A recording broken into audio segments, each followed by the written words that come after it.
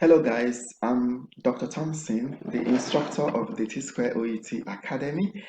Today we'll be talking about how you can prepare for OET exams. If you are visiting my channel for the first time, I will encourage you to hit the subscribe button below so that you'll be subscribed to my channel. Anytime I release any video, you will be the one to be notified. And if you've not gone through my videos, my tutorials on YouTube, I also encourage you to do that because it will help you a lot. Let's get started. To prepare for OET exam, just like any other exam, you need to understand this exam. As you know, it's an English exam. It has 4 subsets: listening, reading, writing, and speaking. Each of the subsets, you are expected to score a total of the highest score you can get for each of these subsets is 500. Now, depending on your profession and the requirements for registration to whatever country you are going to, the required score actually varies. For example, if you are preparing for PLAB as a doctor, you are expected to score at least 350 in each of the subsets. If you are a doctor and you are going to UK as a foundation year 1, that means you are going for your internship, you are expected to score at least 400 for each of the subsets. On the other hand, the NMC, that's for nurses, for nursing registration, you are expected to score at least 350 for each module, but in writing, you are expected to score at least 300. For those going for USMLE, you're also expected to score 350 for each of these modules. So you can see that you really need to study very well for you to get that 350 over 500 for each of the module. You should also understand the assessment criteria that they use. For example, in speaking, they have 9 criteria which are divided into 2: the clinical criteria and the linguistic criteria. In writing, they score you under 6. They use 6 criteria to score you: purpose, context, conciseness, and clarity, conciseness and clarity, organization and layout, language, which includes vocabulary and grammar, and then the style of your writing. So for listening and reading, you are scored over 42. So you should understand all this before going for the exam and the criteria and how this. If you want to even learn more, you can go through my blog site at the T-Square OET Academy, or you can also go through my YouTube channel to get all those details. The test can be in 2 formats. It's either you go for the computer-based test or you go for the paper-based test. Both the scoring system, the timing, they are all the same for both. So if you're averagely okay with typing, because you need to type your letter, I will advise you go for the paper-based test. And depending on the one available in your center, for example, for the past, since March 2020, there have not been any paper-based test in Nigeria. A lot of persons, they've been waiting. They've booked this exam since February or thereabout. Till date, they've not been able to write the exam. So if you're in Nigeria and other countries affected this way and you have the computer-based test, I would advise you go for it because you don't know when they are going to start the paper-based, when they are going to restart the paper-based test again. Now, before you book for the exam, take your time to prepare for this exam. Don't follow those that use the exam to prepare for the exam. For instance, some candidates, they will just keep on writing the exam until they pass the exam. That's not a good way to prepare for an exam. Take your time to prepare. Well, a lot of students, they be asking me, what's the average time required to prepare for this exam? The truth is this, it depends on you really. Some persons can use 2 weeks to prepare for the exam. Some persons will require like 6 months to prepare for the exam. Most persons will require like a month or 6 weeks or 2 months to prepare for the exam. So it actually depends on you. I think what you need to do is first of all to assess yourself and see how good you are before you can decide how long it will take you to actually achieve, and depending on the time you have at hand, because most candidates, you're either a doctor, a nurse, or other professions, and you have a job at hand that you're also doing. So the time might not be there, but the little time you have, you decide how long it will take you to prepare for the exam. So I used to advise students to first of all target to score 32 over 42 for listening and reading before you can even book for the exam. Don't book for the exam when you've not gotten up to 32 over 42 for listening and reading. Now, don't focus on a module at a time. That's a wrong way to prepare. Some students, what they do, they first of all focus on only listening and be practicing listening only. When they are done with listening, they move to reading. When they are done with reading, they move to speaking. When they are with speaking, they move to writing. That's not a good way to prepare, because the exam is one and this module, this subset, they're actually interwoven. Sometimes you can learn a lot from listening and it will guide you on how to speak. As you're listening to those scripts, you can see how they attend to patients, how to speak to patients and relatives and all. That will also help you to know how you can also help to boost your speaking skill too. So you don't need to focus on one first before moving to the other. Also, try as much as possible to get resourceful materials. There are lots of materials out there. A lot of them they are okay, some of them they are not. But the truth is that unlike IELTS that have organized um, practicing material like the Cambridge material, here in OUT, they don't have much materials like that, because in their website you can have like 2 or 3 samples uploaded on their website, and there are other materials there that you can also get. So try to lay your hands as many materials as you can and practice with them. While practicing, before you book, try to identify your strengths and weaknesses and work on them. You might be very good in listening, but your weak point is speaking.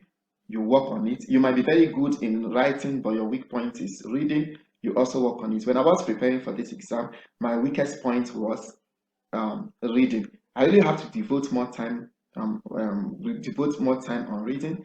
And when the result came out, reading was my highest scored. And again, don't focus on the exam don't go for the exam when you are not ready. If you are not ready for this exam, don't just go for it. Be ready before you go for the exam. And another thing I will advise you, when you are preparing for listening, try to use try to prepare using earpiece, and at the same time try to prepare without earpiece, because during my own preparation, I prepared with earpiece all through, and listening was my strongest point, because during preparation I was getting up to 40, 41, 40, 41 general part. But in the exam, there were no headsets, so it was just speakers.